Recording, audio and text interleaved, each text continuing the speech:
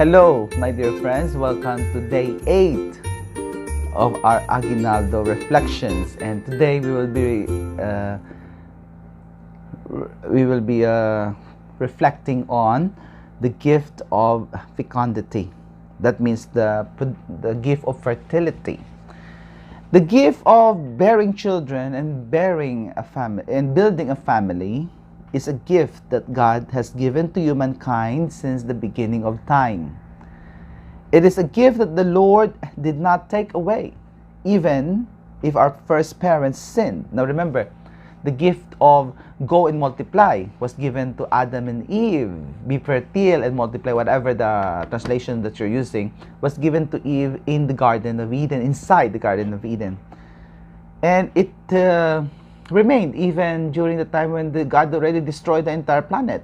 I mean, the entire humanity on the face of the planet with the flood, during Noah's time. He did not recant his blessing that God has given to Adam and Eve, that humanity should be fertile and multiply. So it's an original blessing.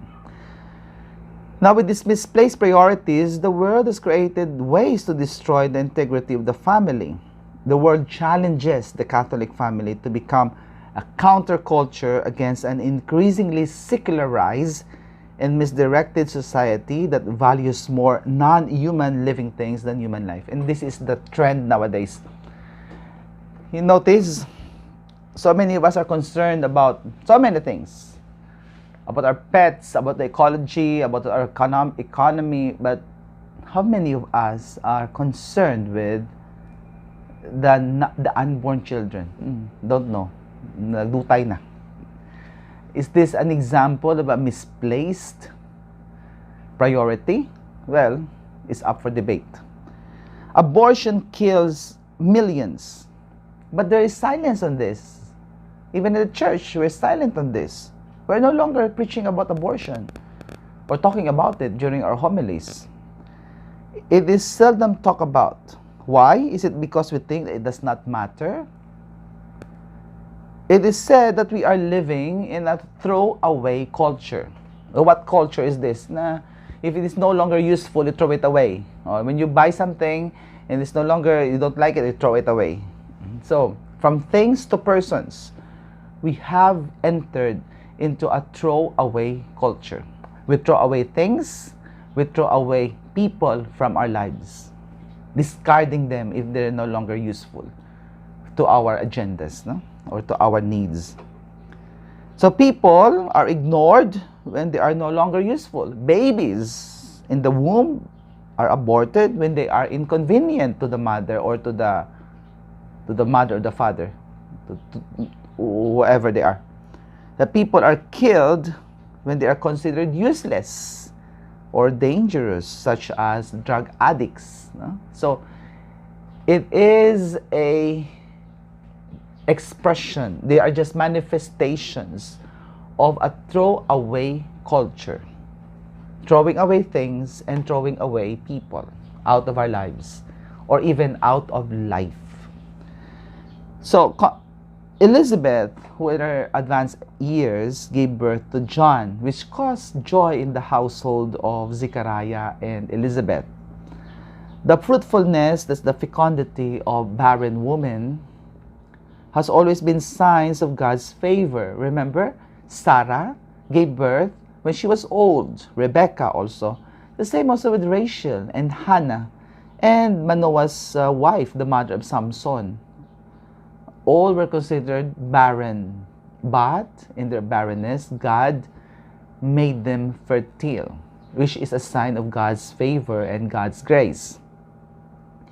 So fecundity or fertility in bearing children is always considered God's blessing for women. Building a family was considered participation in building a just society. Of course, because who will become the future of societies? The children, the young generation that follows us. So the quality of the children, the quality of the generation, of the young generation that follows us, will determine the quality of the society that we are building in the future. So if you want to build the future, build your child.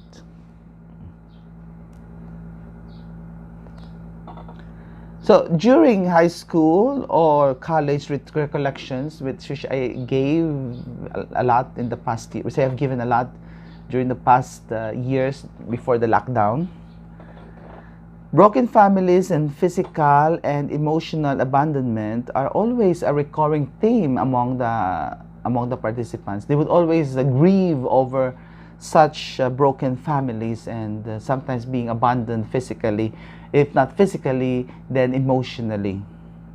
Seldom will you find a group where there are few of such cases. Furthermore, early pregnancies and abortions are also increasing in frequency, particularly among those who came from broken families or felt emotionally neglected or abandoned by their parents. Many young people, when they confess to me, they confess that they already have abortion at a very young age, actually. Nowadays, children are considered as liabilities or expenses due to the high cost of rearing children. Responsible parents would always make sure that they have enough to raise children. Yeah, of course. If you are responsible, you have to make sure that when you raise your children, you have enough to raise them and give them a good life. While there are those who would just have children and they would just abandon them to the streets. So, that is a waste of fecundity, the waste of that gift of fertility. Why is it a waste? Waste because you are fertile, but because you think that children are liabilities and expenses and inconvenient, so you don't bear children, or you limit it to one child.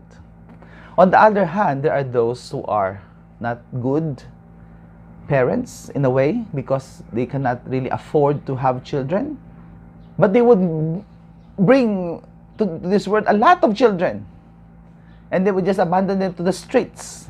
And that's why you will find a lot of street children or children that has nothing to do the whole day but beg or tambay in the streets. The street children, I'm talking about the street urchins, no? Whatever you call that nowadays. So, in an increasingly secular society, the idea that children are God's gift is no longer prevalent. It is already diminishing.